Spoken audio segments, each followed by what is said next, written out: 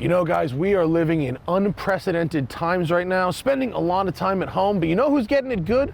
The dogs. They've all been adopted. The shelters are all empty. So now that you all have new dogs, let's talk about how to best take care of them. Benebone. This is an American company right now making really high quality dog treats in ginormous and regular size. They got bacon and chicken flavor. They're very durable, and every aspect of these things is tailored to be picked up by paws. I have a deal for you. 30% off any Benebone product if you buy them at Chewy using code SMOKING. Hit the link in the description and I'll give you 30% off on all the dog treats you can possibly buy from Benebone. Now, enjoy this video.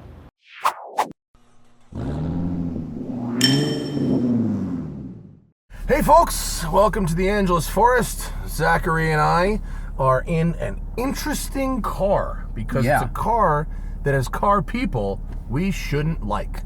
We're supposed to hate crossovers. It's not a car. We're supposed to hate crossovers because crossovers are worse than cars, right, Zach? Right. They're worse. You couldn't possibly make a crossover that's better than a car, could you? They have more visibility. That's bad. Bad. Visibility bad. Height bad. No, okay. Despite what all castles say. Right. Here's that. Despite castle technology being counter to this. This includes castle technology.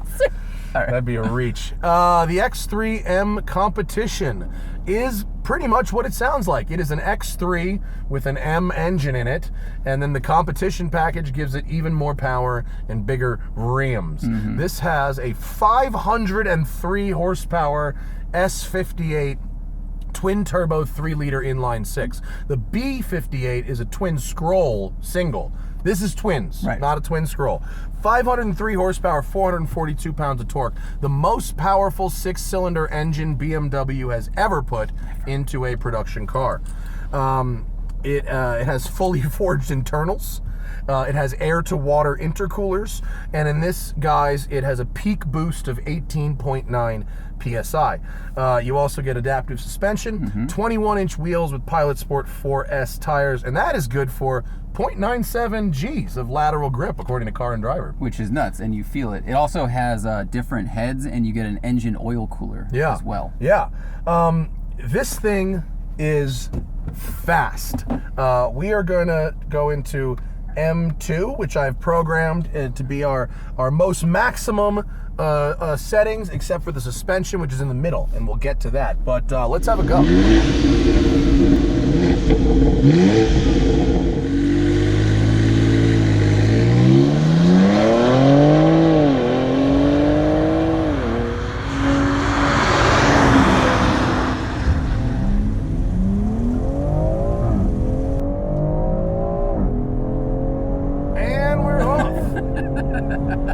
4,539 pounds of fury, Zach. How much heavier is this thing than an M3? 800 pounds, maybe? Yeah, near that. 800 pounds heavier than an M3. You get all-wheel drive. I will say... It doesn't make any sense. Like, you get the same diff in E-diff in transmission as the M5. You can't go in full rear-wheel drive, but you still get the same thing, and that's why it's like it helps it stick in the corners. And like the dynamics when you drive aggressively are that of a sports car. Like you can feel the back end want to step out. Yeah. It doesn't make really sense. Flat. It makes a ton of power. This is like the first time I went flat in this engine, I was like, oh, hang on a minute. Because like it's my favorite crossover is the Macan Turbo, right? This thing is 0.8 faster in the quarter mile than the Macan Turbo, and it stops shorter than the Macan Turbo, even if you equip the Macan Turbo with ceramics. What is the Macan Turbo's power number? 410, 415, okay. like that. Yeah. This is way more power. Way more power. The sentence, most powerful inline 6 they've ever put in a production car, is so strange because it's in a crossover, obviously. You'd think it would have done something else beforehand. The M3 and M4 must be furious. Right. They must be really mad. And as you pointed out when we got here this morning, the Car and Driver tested 0 to 60 and quarter mile numbers match the TrackHawk. Yeah, which has 707 horsepower. It definitely weighs more, but I think that might speak to the efficiency with which this puts power to the ground. Yeah. I mean, we'll do a launch on the way back up and see what that's about. I will say that, as Jason Camisa likes to point out, the 0 to 60 and the 5 to 60 have quite the gap. So okay. that 5-foot rollout is more like your real world performance, whereas the 0 to 60 is, okay, is it in the right mode? Do I have launch control on? Am I ready? You know, as opposed it's to already in boost. Right, as opposed to like, oh look, a 911, let me drag race him, you know what I mean? And so the difference is you get 0 to 60 and 3.3 with launch control, but 5 to 60 is 4.7 when you're at a launch control. Wow. So it is laggy if you don't, if you're not kind of ready to go to dump it, you know what I mean? But it's not a laggy engine. Like max torque is 2,300 RPM, which is low, but not so low to be irritating. Right. I think some cars that are around 1,700, it can be a little frustrating to drive, a little jolty. Well, the M3 is known for giving you that torque shove very early, and this does the same thing. It feels similar.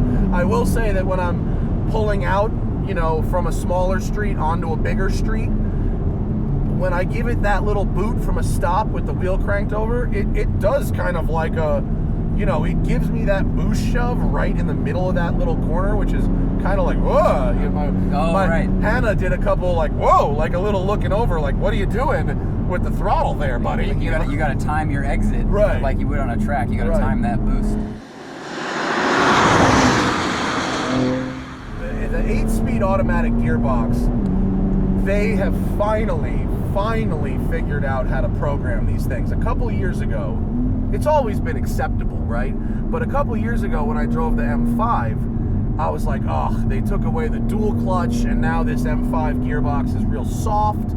But with the M8 last week, and now this 8-speed does a remarkable impression of a dual clutch when you're driving fast. The downshifts, I couldn't believe how little I noticed them in feel and sound and the res. And then the upshift is crisp enough that it's quick, but not so fast to be imperceptible. So like it feels kind of like a PDK. Right.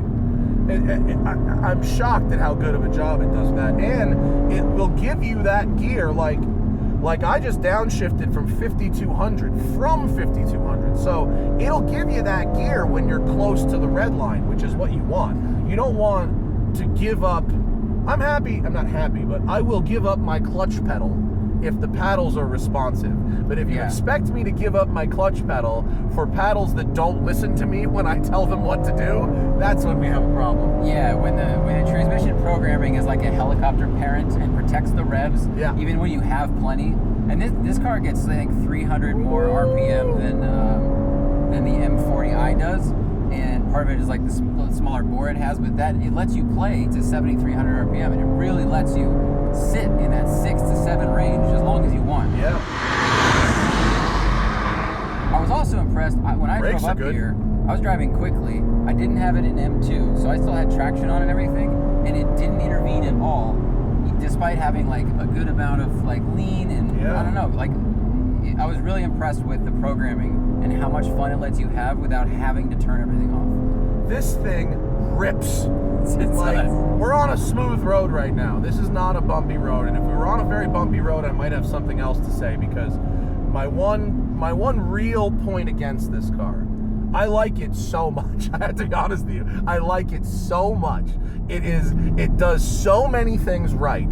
I like the visibility, the size, the M3 seats. I like the steering wheel, the engine, the brakes. The back seat is quite roomy. The back seat has more room than either the Velar or the Macan when I'm sitting where I need to be sitting.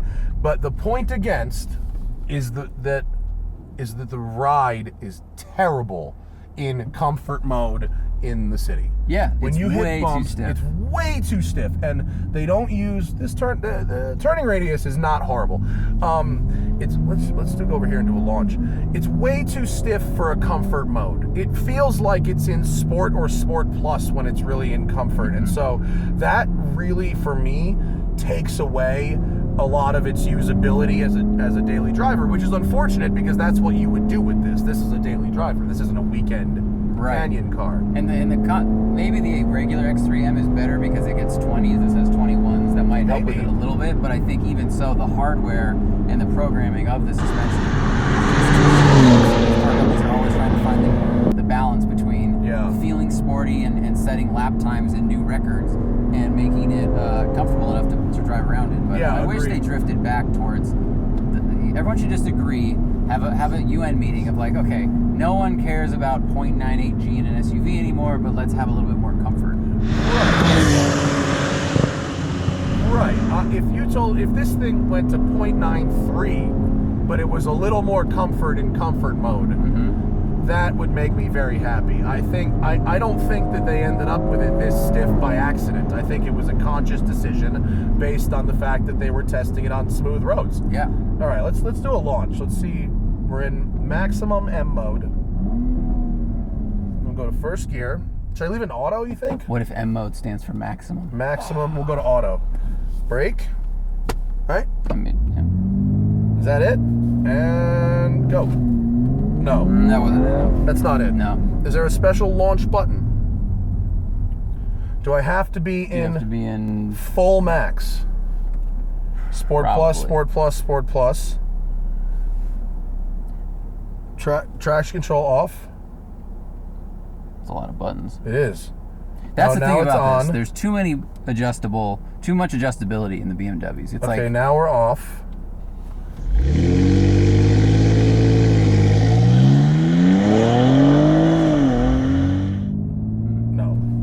No, that's not right. So, well, look. Once it gets up and goes, you're moving. I mean, it's the 0 to 30. There must be a way to do launch control that I haven't figured out yet. There is. I mean, I watched some people do it on YouTube, and they got it wrong and right like us. But this brings up the problem of adjustability in the BMW world, because you can change on this car the damping, the steering, the throttle response, the transmission response, the different M modes, and the traction. Yeah. And more to the point, there's no sport mode. There's no simple like one button sport. So it's like going to a burger place and they're just like, okay, what bun do you want? You pick the bun, like, which kind of lettuce? You're like, are you serious? Just give me a hamburger. That's true. But in fairness, you only have to program those things once, and then you have them on your M buttons, and then they're there forever. So like, the level of adjustments is a bit ridiculous, but at least once you do them, it gives you a quick way to get back to your settings. That's fair. At least you have a shortcut. Yeah.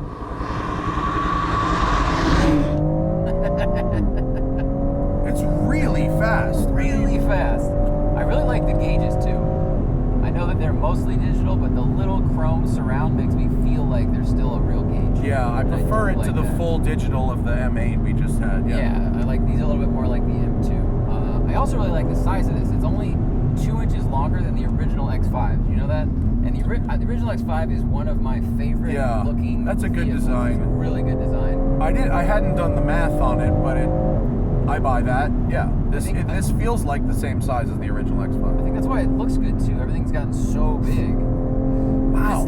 I'll tell you what. Is nuts. If you really want to experience the grip of this, you got to ride in the passenger seat, because in the driver's seat it feels chill. In the passenger seat, you go. But the grip is immense. Of course, and it has nothing to do with your driving or the capabilities of the car or anything. But you're just going, oh, come on. You're not braced for it as early as I am. You know what's about to happen. Yeah. But wow. The handling. Incredibly, and the tires are almost square stance. We were talking about that on the podcast. Smoking Tire podcast, listen to it. Thank you. The fronts are 255, rears are 265, but I don't know, how many 500 horsepower sports cars do they sell with only 265 tires? I know, not many. A lot of power. Yeah, the all-wheel drive, I imagine, is really getting leaned into for that, but ooh, yeah. It's really impressive. I just feel like I'm sitting on a slightly taller GTR. Yeah. Right? Yeah. It's got a little bit of the lean to it. And how does this feel compared to the M5 comp you drove? So, like in terms of ride and handling and lean specifically. That was a long time ago, man. Okay. I remember the M5 comp. Wow. The feeling I really took away from that was that it was more isolating than I wanted an M car to be. This is not.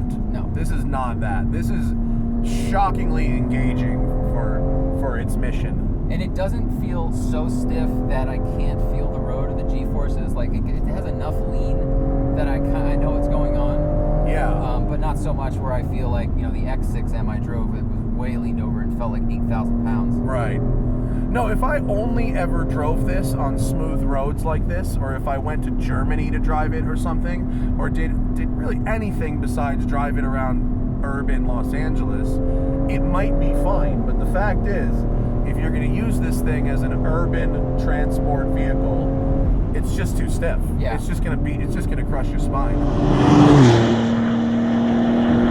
Got a little, The handling, I mean, overrun. wow, Nice. the handling. It's really impressive. And then, so the competition in this space, you've got the Alfa Stelvio, which actually starts at like 10 grand more. Yeah. And also has all of the issues that Alfa can and probably will have. So look, I happen to love this thing. I know I shouldn't because I'm a car guy and I can't like crossovers. But I happen to think that in a lot of ways, this is a great car. It's got a great engine. It's got a great interior. It's got great seats. It's got great brakes. It handles great. I think it looks nice. Yeah. I think on the exterior, it's the right size. I think the interior volume versus the exterior volume is in harmony. I just wish they made it a little more compliant. That's it. Yeah. That's my gripe. Which is pretty small. Yeah. So, thanks to BMW for letting us have a go. Thanks to you for watching, and we'll see you later.